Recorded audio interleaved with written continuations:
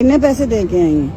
मैं 2,15,000 कितने दिन ਲਈ 21 ਦਿਨਾਂ ਲਈ ਮੁਲਤਾਨੋਂ ਆਈ ਹਾਂ।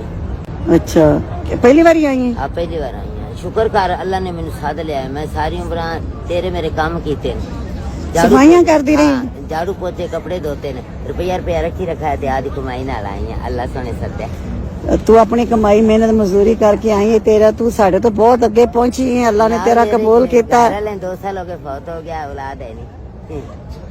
घर वाला कोई नहीं तो बच्चे भी कोई नहीं। अल्लाह अल्लाह ने ने दिते सी तो लोकां दे अच्छा 4 बच्चे अल्लाह दिते। 5 साल दा होया ते 2 धीआं ते 2 पुत्र। 5 साल दा होया ते ले ले 5 साल। शुक्र है उसदी जात दा जिथे ओ रखे, जिथे ओ रखे। मुल्तान शहर के मुल्तान पिंड? नहीं सूरज मियानी मुल्तान दे विच सूरज मियानी सूरज शिया मियानी। शिया सूरज मियानी। अच्छा अच्छा ਉੱਥੇ अच्छा ਪਿੰਡ ਚ ਰਹਿੰਦੀ ਆ ਤੇ ਉੱਥੇ ਕਿਰਾਇਆ ਭਰ ਕੇ ਜਾਂਦੀ ਆ। ਰਸਤੇ ਤੇ 30 ਰੁਪਏ ਸਵੇਰ 30 ਰੁਪਏ ਸ਼ਾਮ। माशाल्लाह। ਲੋਕਾਂ ਦੇ ਵੀ ਕਿਸੇ ਦੇ ਕੱਪੜੇ ਧੋਤੇ, ਕਿਸੇ ਦੇ ਭਾਂਡੇ ਮਾਂਜੇ, ਕਿਸੇ ਦੇ ਸਫਾਈ ਕੀਤੀ। ਸਾਰੀ ਉਮਰ ਐਵੇਂ ਹੋ ਗਈ। ਕਿਰਾਇਆ ਤਾਂ ਘਰ ਆਪਣੀ ਜ਼ਮੀਨ ਕੋਲ ਨਹੀਂ। कि सारे किराए ते ही नहीं है इस दुनिया च?